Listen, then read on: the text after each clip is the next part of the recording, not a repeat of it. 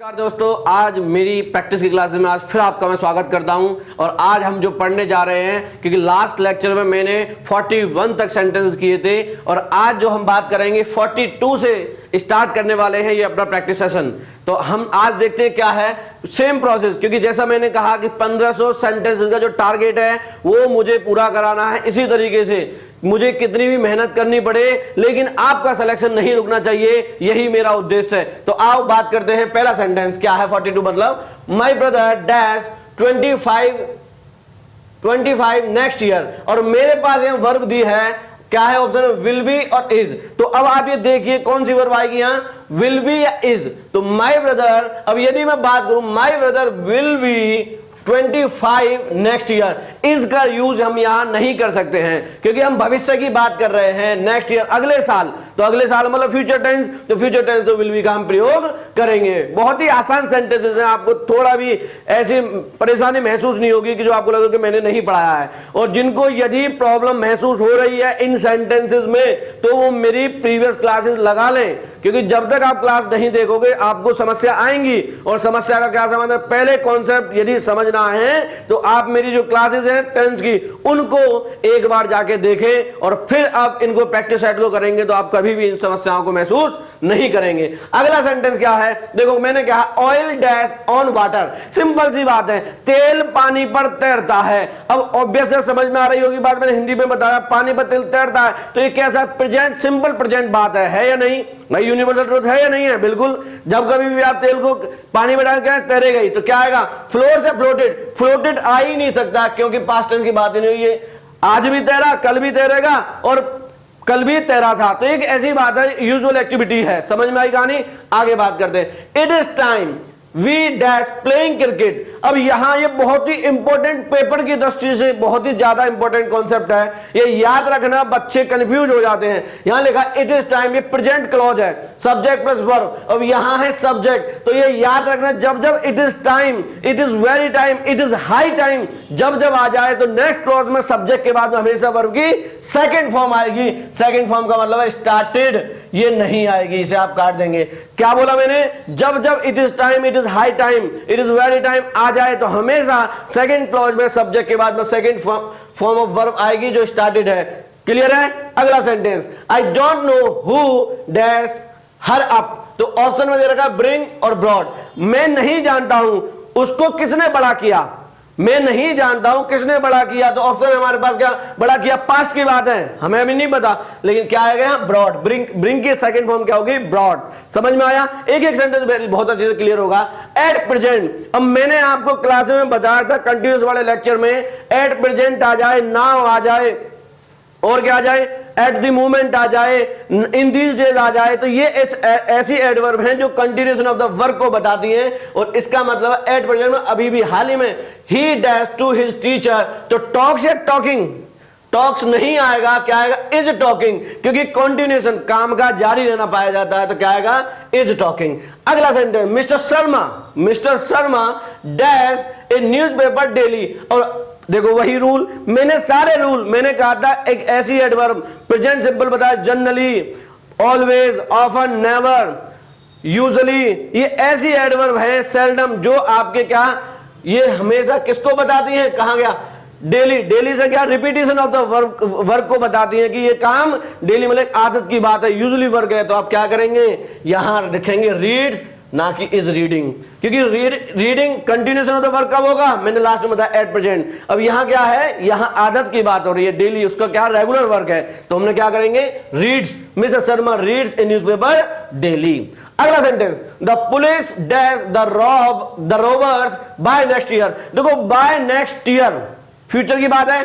अब यहां देखते हैं ऑप्शन में क्या, will have caught, will catch, तो दोनों ही फ्यूचर में दे रखे, इतनी बात आपकी क्लियर हुई। तो हिंदी बनेगी पुलिस लुटेरों को अगले साल तक पकड़ चुकी होगी, तो विल हैव कॉट ना कि विल कैच। समझ में आई बात, एक एक चीजें आपको क्लियर करनी है, यहां कोई परेशानी महसूस नहीं करनी है। अगला sentence, when he gets home, when he gets home, simple present conditional sentence है ये, simple present conditional sentence. His children will be sleeping या विल स्लीप, तो अब आप जानते हैं उसने कहा जब वो घर पहुंचता है, हिज चिल्ड्रन मतलब उसके बच्चे क्या सो रहे होंगे। अब विल बी स्लीपिंग मतलब कि हमारा राइट आंसर क्या है, will be, his children will be sleeping. तो आप यहां देखेंगे ऑप्शन बहुत ही ज्यादा कोई टफ कार्य नहीं है इन सेंटेंस को करने के लिए। मैं आपको बड़ी कोई ज्यादा मेहनत करनी नहीं पड़ेगी, थोड़ा सा कॉन्सेप्ट, थोड़ी सी क्लासेस आप देखेंगे समझ में आ जाएगा। अगला sentence, at this time tomorrow, देखो इस कल इस समय की बात हो रही है। ही डज ए न्यूज़पेपर मतलब ऑप्शन है will be reading, will read. अब इस समय वो पढ़ रहा होगा, हमने क्या करना है, कॉन्टिन्यूएशन ऑफ द वर्क।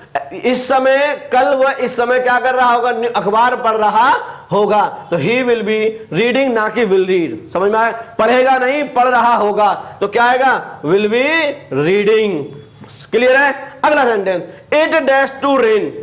अब ऑप्शन है आपके पास इज गोइंग या गोज। तो it is going to rain, बारिश होने जा रही है, होने वाली है। याद है, समझ में आया, it is going to rain. तो क्या आएगा आंसर हमारा इज गोइंग। अगला sentence, he dash to die. अब आप याद रखना, जब कंपल्सन को शो करता है, बाध्यता को, कोई अर्जेंसी हो, जब हमें कोई काम करना ही हो, तो हमें याद है इज एम आर, ये याद रखना, प्लस उसके बाद इन्फिनिटिव 2 प्लस वर्ब की फर्स्ट फॉर्म आता है। तो इट इज कहा ही डैश टू डाई। तो ही देखो विल क्यों नहीं आएगा, मैं आपको ऑप्शन से बताता हूं, क्योंकि इसके बाद टू आ रखा है और मॉडल के बाद कभी भी इन्फिनिटिव नहीं आता, हमेशा बेयर इन्फिनिटिव मतलब वर्ब की फर्स्ट फॉर्म आती है। तो यहां आएगा he is to die, he is to die। अगला सेंटेंस, you dash to accept the challenge of time। you तुम्हें क्या करना होगा, मतलब तुम्हें क्या करना है, जो समय का तो चैलेंज है वो स्वीकार करना है, करना होगा। अब कैसे समझो, हैव और हैड दे रखे हैं, ये भी क्या है, हैव टू। जब जब अर्जेंसी क्रिएट करनी हो तो हैव टू हैड टू का हम प्रयोग करते हैं, लेकिन हमें क्या करना है, you have to accept the challenge of time, तुम्हें क्या करना होगा, चैलेंज स्वीकार करना होगा। तो मतलब आंसर हमारा हैव। अगला सेंटेंस हमारा, अवर एग्जामिनेशन डैश इन मार्च। ये एक रेगुलर प्रोसेस है, हर साल हमारे एग्जाम कब आते हैं, मार्च में ही आते हैं। पिछले साल भी आए थे, अब की बार भी आए हैं, फिर भी आएंगे आगे। तो ये क्या है, रिपीटेशन ऑफ द वर्ब, मतलब सिंपल प्रेजेंट में बनाएंगे और इसका आंसर होगा क्या, अवर एग्जामिनेशन कमेंस इन मार्च, कमेंस इन मार्च। क्लियर हुई बात। अगला sentence, she said that, reporting clause past में है, तो अगला जो क्लॉज आएगा वो भी पास्ट में ही होगा। तो यहां बहुत ही जल्दी से क्लियर हो जाएगा, आपको परेशान हो सकता नहीं होगी। She said that, she dash writing a novel. अब कॉन्टिन्यूएशन ऑफ द वर्क है, लेकिन देखना है कि ऑप्शन हैड और हैज। और अभी मैंने आपको एक बात बताई, यदि रिपोर्टिंग क्लॉज पास्ट में है तो अगला वाला क्लॉज भी आपका किस में होगा, पास्ट में ही होगा। तो यहां ये नहीं आएगा, ये आएगा। समझ में आया। सेंटेंस है हमारा, ही dash the intermediate examination lately. अब ऑप्शन दे रखा है पास्ट और दूसरा है हैज पास्ट। तो आप एक चीज देखना, यहां आप एक चीज देखना, यहां ऑप्शन दे रखा है पास्ट हैज पास्ट। तो आप समझे, यहां लेटली एडवर्ब दे रखी है और लेटली का मतलब होता है हाल ही में, और हाल ही का मतलब होता है हैज पास्ड। तो he has passed the intermediate examination lately. समझ में आई बात। अगला सेंटेंस है सी अब डैश यट, और यट मैंने आपको बता रखा है, लेटली, यट, रिसेंटली, सो फार, एवर, ऑलवेज, नेवर, ये ऐसी एडवर्ब हैं जो आपको प्रेजेंट परफेक्ट टेंस में मिलती हैं। और यहां एक ही भाव दे रखा, she has not come, did not cut जाएगा और आएगा क्या, he has not come yet, वह अभी तक नहीं आया है, वह अभी तक नहीं, वह अभी तक नहीं आई है, आया है नहीं, आई है। Mr Advani dash to America last month, Mr Advani dash to America last month. और मैंने आपको लास्ट लेक्चर बताया था, यदि सेंटेंस में yesterday, ago, last month, last year मिल जाए तो समझ जाना क्या आएगा, हमेशा second form of the verb, मतलब कि Mr Advani went to America last month. बिल्कुल सही बात है। आगे चलते हैं। माई अंकल ईयर्स एगो, देखो वही कहानी अभी बताया, एगो भी उसी श्रेणी में आता है। तो क्या होगा, my uncle died years ago, मतलब एक साल पहले मेरे अंकल जी का क्या हुआ, देहांत हो गया, वो खत्म हो गए, समाप्त नहीं कह सकते हम, खत्म हो गए बोलेंगे। अगला sentence, he often me to dinner, option है इनवाइट्स और इनवाइटेड। देखो ऑफन एक ऐसी एडवर्ब है, इसका मतलब प्राय, वो मुझे प्राय इनवाइट करता है या करता था। तो he often invites me to dinner, वो मुझे प्राय क्या करता है, डिनर पर बुलाता है। यदि इसमें ही की जगह सी कर दूं, बढ़िया आत्मा खुश होंगी तुम्हारी, मैं जानता हूं। तो क्या बन जाएगा, he often me to dinner, मतलब he often invites me to dinner. Clear है? अगली सेंटेंस, क्या सेंटेंस भैया, mother Teresa dash to help the helpless. Mother Teresa क्या करती थी, तुम भी जानते हो, उनको नोबेल पुरस्कार मिला। वो जो नीडी थे, मतलब जो हेल्पलेस पर्सन थे, उनकी क्या करती थी, सहायता करती थी।